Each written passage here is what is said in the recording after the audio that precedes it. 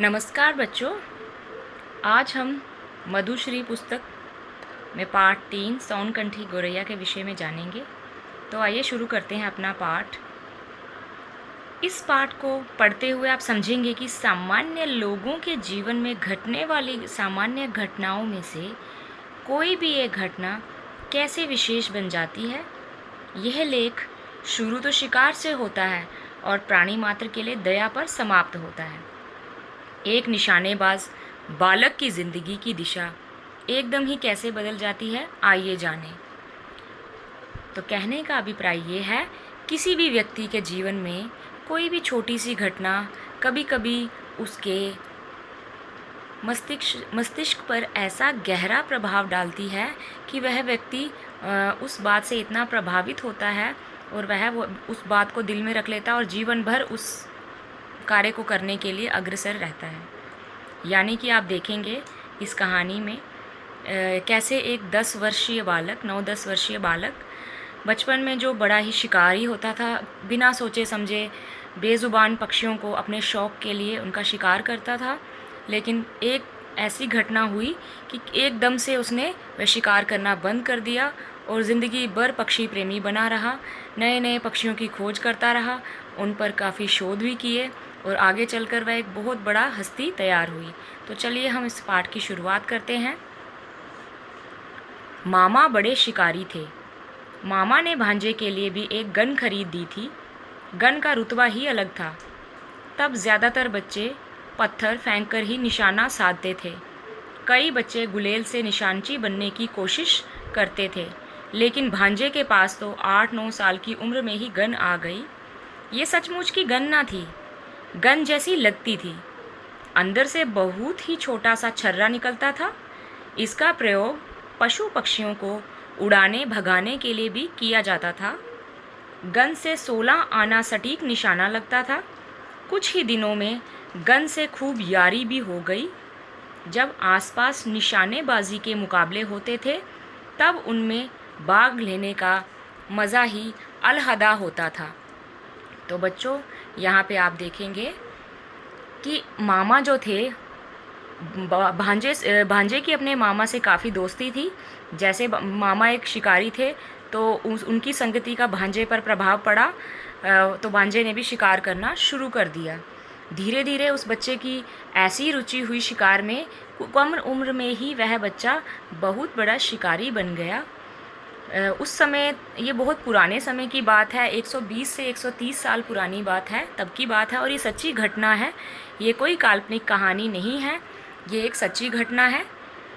यहाँ पर आप देखेंगे कि कम उम्र में ही उस बच्चे के पास गन आ गई, जो कि एक बहुत बड़ी बात थी उस समय के बच्चों के लिए। लेकिन गन जैसी लगती थी, असली गन नहीं थी। लेकिन इससे जो निशाना छर्रा जो निकलता था, एक छोटा सा, इस गन के अंदर कोई छोटा सा बॉल जैसा था, ठीक है, आप कह सकते हैं उसे। तो आप सबने भी आजकल देखा होगा।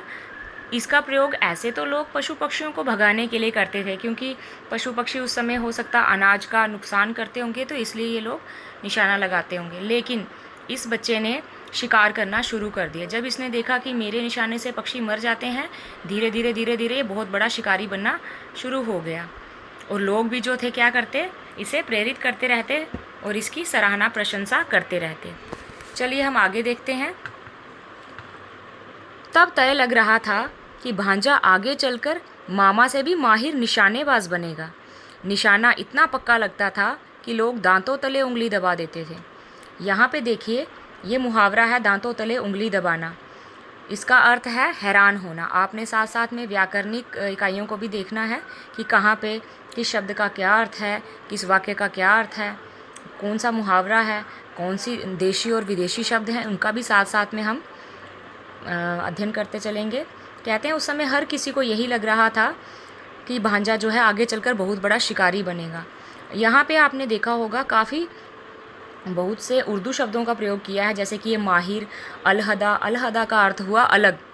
माहिर का अर्थ हो गया जो किसी कार्य में निपुण होना, जिसे हिंदी में हम निपुण कहते हैं, उर्दू में उसे माहिर कहते हैं।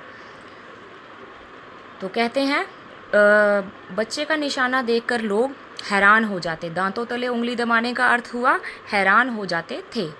आगे देखिए, तब के बॉम्बे, यानी अब उसे मुंबई कहते हैं, में पेड़ पौधे खूब थे, तो पक्षियों के घोंसले बसेरे भी बेशुमार थे। जब भी कोई पक्षी निशाने पर दिखता तो भांजे साहब दौड़कर गन निकाल लाते और धाएं की आवाज़ के साथ पक्षी पर साधते।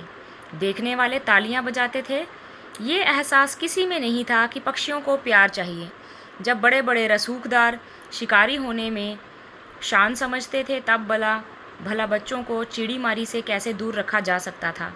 इस पूरे अनुच्छेद का अर्थ ये हुआ कि उस समय मुंबई में बहुत सारे पेड़ पौधे थे, उसकी वजह से वहाँ पक्षी भी बेशुमार, यानी बहुत अधिक थे। बेशुमार हुआ बहुत सारे। तो कहते हैं जो भी भांजे को जब भी कोई पक्षी निशाने पर दिखता तो वह फटाफट से दौड़कर अपनी गन ले आता घर से उठाकर, और धाएं, यानी कि गन की आवाज़ की बताया है, धाएं की आवाज़ के साथ पक्षी पर निशाना चाहता और पक्षी नीचे गिर जाता और सारे लोग वहाँ देखने वाले तालियां बजाते। तो इससे इस बच्चे को काफ़ी प्रेरणा मिलती रही कि ये और से और शिकार करे, अधिक से अधिक शिकार करे, ज़्यादा से ज़्यादा शिकार करे। किसी इंसान में ये एहसास नहीं था कि पक्षियों को प्यार चाहिए, कोई ऐसा व्यक्ति नहीं था, सब शिकारी थे वहाँ पे। सब शिकार करना एक आम बात समझते थे। वह ये नहीं सोचते थे कि इन पक्षियों में भी प्राण है, जान है, ये भी हमारी तरह सांस लेते हैं, इन्हें भी दर्द होता है, तकलीफ़ होती है। लेकिन नहीं, सभी वहाँ शिकार करना एक शान समझते थे। शान हो गया कि बड़ी इज्जत की बात थी कि कोई शिकार करता था।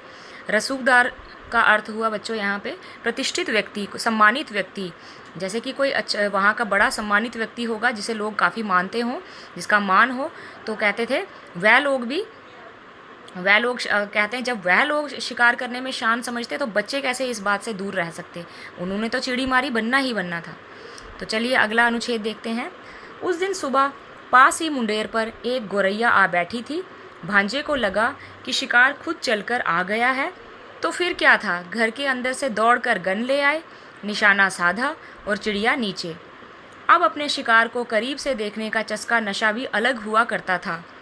बड़े लोग तो तब मिलकर बाघ का शिकार किया करते थे और उस पर लगभग चढ़कर मूँछों पर ताव देते फोटो खिंचवाते थे। ऐसे फ़ोटो शिकारियों के घरों की दीवारों पर शेखी बगाड़ते टंगे होते थे।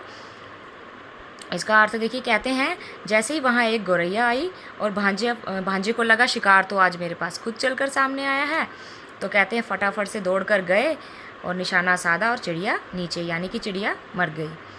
अब अपने शिकार को देखने का कहते हैं कि अब इन्हें बड़ा अच्छा लगा, बड़ा से इनको अपने ऊपर गर्व महसूस होने लगा कि मेरा शिकार मेरे पास है।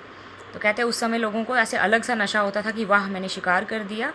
कहते हैं बड़े बच्चों की तो चलो ये बात है, लेकिन बड़े लोग उस समय बाघ यानी कि टाइगर का शिकार किया करते थे।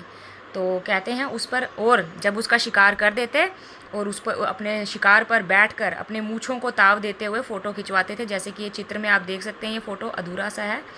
इस तरह से वे अपने शिकार पर बैठते थे और उस पर मूँछों को ताव देते हुए फ़ोटो खिंचवाते थे और इसमें ये बहुत शान समझते थे।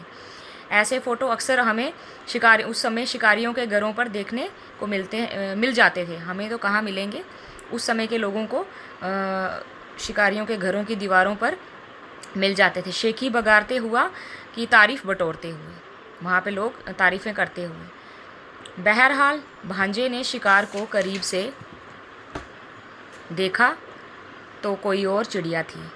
तो बच्चे यहाँ तक हम आज रखते हैं। अगली वीडियो में मैं इसके आगे का पार्ट पढ़ाऊँगी। तो आज की वीडियो यहीं तक रखते हैं। अगर आपको वीडियो पसंद आई होगी तो अपने दोस्तों के साथ भी शेयर कीजिए और चैनल को सब्सक्राइब कीजिए और वीडियो को लाइक कीजिए। धन्यवाद। मिलते हैं अगली वीडियो में।